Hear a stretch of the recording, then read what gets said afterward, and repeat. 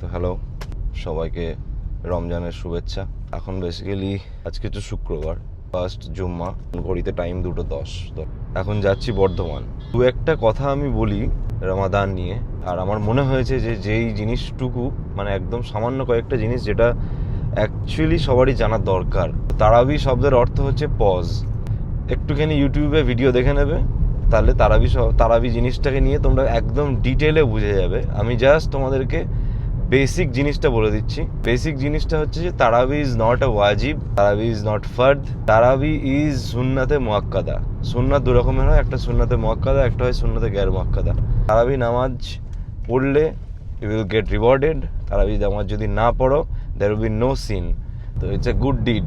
সব থেকে যেটা বড় প্রবলেম হয় সেটা হচ্ছে যে 8 না 20 না 30 নাকি 11 এই জিনিসগুলো একটা থেকেই যায়, বহুকাল থেকে চলে আসছে। এটা অ্যাটলিস্ট 2026-এ বসে এই জিনিসগুলো মানুষের কাছে অজানা থাকাটা আমার মনে হয় না এটা ওয়ার্থ ইট।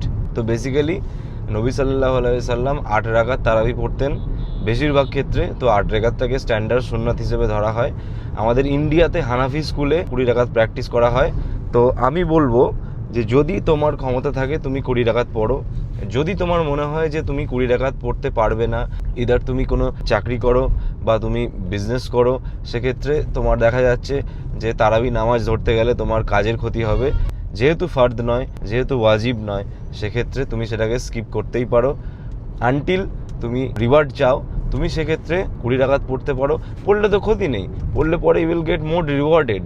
আর রমজান মাসটাকে বলা হচ্ছে যে সব থেকে এমন একটা মাস যে এই মাসের যে ফজিলত আর কোনো মাসে নেই।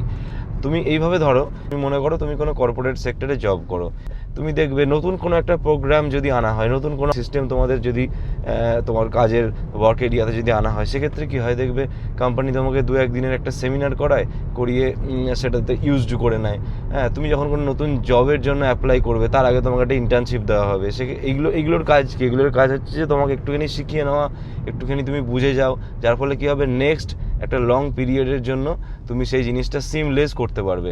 তো রমাদান মাসটা হচ্ছে অনেকটা এই রকম যে তোমাকে একটা তুমি 1 মাস ভালো প্র্যাকটিস করো, 1 মাস তুমি সঠিক পথে চলো, 1 মাস তুমি নামাজ পড়ো পারফেক্টলি, 1 মাস তুমি দিনের পথে চলো সঠিকভাবে। দিন এবং দুনিয়াকে ব্যালেন্স করে এই যে চলার যে টেকনিক, সেইটাকে রমাদান মাসে শিখতে বলা হয়। তার সঙ্গে সঙ্গে জাকাত দেওয়া, মানুষের হেল্প করা, মিথ্যা কথা না বলা, অন্যায় না করা, কারোর সঙ্গে জুলুম না করা, এই জিনিসগুলো এই যে রমাদান মাসে আমাদের যে একটা পাবন্দির মধ্যে থাকতে বলা হয়, এটা কিসের জন্য? যাতে করে রেস্ট অফ দ্য 11 মান্থস আমরা একটা বেটার লাইফ আমরা লিড করতে পারি, একটা বেটার ওয়েতে আমরা যেন বাঁচতে পারি। মানে আর কি আছে পৃথিবীতে যেটার জন্য তুমি নত স্বীকার করবে? আর কিচ্ছু নেই। একমাত্র জিনিস সেটা হচ্ছে যে ভুখ, খিদে। এই জিনিসটাতে তুমি যে কোনো মানুষ, যে কোনো জীব, আল্লাহর যে কোনো মখলুক নত স্বীকার করতে বাধ্য। আল্লাহর কাছে তুমি গ্রাউন্ডেড থাকো। আল্লাহ তাআলা বলছে যে তুমি সবসময় গ্রাউন্ডেড থাকো, তুমি অহংকার করো না। যে যার কাছে 100,000 কোটি টাকা রয়েছে, আসরের নামাজের পর সেও যে খিদেটা অনুভব করবে, একজন যে রিক্সা চালায় সেও আসরের নামাজ পড়ার পর সেও সেই খিদেটাই অনুভব করবে। তারা দুজনেই সমান হলো। তো আল্লাহর কাছে সবাই সমান, প্রত্যেকটা উম্মত আল্লাহর কাছে সমান। কেউ বড়লোক গরিব বলে কেউ আলাদা করে কিচ্ছু নেই। সবাইকে তুলনা করা হয় শুধুমাত্র তার ঈমান দিয়ে। প্রত্যেকটা মানুষ, প্রত্যেকটা উম্মতকে আল্লাহ তাআলা দেখবেন তার ঈমান দিয়ে ওজন করবেন, তার খারাপ কাজ দিয়ে, তার ভালো কাজ দিয়ে তাকে ওজন করা হবে। এইটাই তো দুনিয়া। এর বাইরে আর কি আছে? এর বাইরে কিছু নেই। বাইরে থেকে দেখলে মনে হবে প্রচুর রেস্ট্রিকশন, প্রচুর প্রেয়ার্স, অনেক কিছু করতে হবে। তুমি সাপোজ বলা হলো যে অমুক একটা ফিজিক্সের একটা চ্যাপ্টার তোমাকে দেওয়া হলো, এটা মুখস্থ করে নে। তুমি উপরে যখন দেখবে, ওরে বাপরে এতটা মোটা পেজ, এখানে 60-70টা পেজ, আমি কী করে এটা মুখস্থ করে নেবে? আমার থার্মোডাইনামিক্স সম্পর্কে কোনো নলেজই নেই। তুমি যখনই মুখস্থ করতে যাবে তখন কিন্তু তোমার মাথায় কিছু কাজ করবে না। তুমি যখন একটুখানি টিচারের কাছে বুঝে নিলে যে হোয়াট ইজ থার্মোডাইনামিক্স, তখন কিন্তু তুমি যখন পড়তে যাবে তখন কিন্তু তোমার জিনিসটাকে সহজ লাগবে এবং তুমি খুব ইজিলি বুঝতে পারবে। ঠিক সেরকমই ফার্স্ট ইসলামটাকে জানো। আমার মতে আমাদের কি হয়, আমরা জন্মগত মুসলিম, জন্মের সাথে সাথে আমরা ইসলাম পেয়ে গেছি, যার ফলে কি হয় আমাদের জানার আগ্রহটা তো থাকে না, আমাদেরকে শুধু মানতে বলা হয়।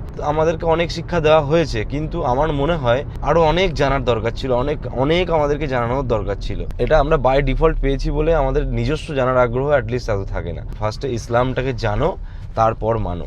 অনেক সময় ডিবেট করে মানুষ, সুন্নাত আমি নাও পড়তে পারি, ঠিক আছে তুমি পড়ো না, কিন্তু এই যে একটা রিওয়ার্ড থেকে তুমি বাদ পড়ে গেলে, এটা তোমার লস, আমার নয়। তোমার লস তোমাকেই বেয়ার করতে হবে। তো তুমি যদি পারো, আমি বলছি না যে তোমার উপর চাপিয়ে কেউ দিচ্ছে না, যদি তুমি পারো, তুমি একটু বুকে হাত রেখে বলবে তো যে তুমি যখন ডিবেট করছো যে তারাবির নামাজটা তো ফরজ নয়, তারাবির নামাজটা ওয়াজিব নয়, আমি পড়বো না, তুমি এই কারণে পড়ো না যে এটা ফরজ নয় বা এটা ওয়াজিব নয় বা তোমার সময় নেই, নাকি এই কারণে পড়ো না যে তোমার পড়ার ইচ্ছে নেই, তুমি চাও কিভাবে বাঁচা যায় নামাজ থেকে?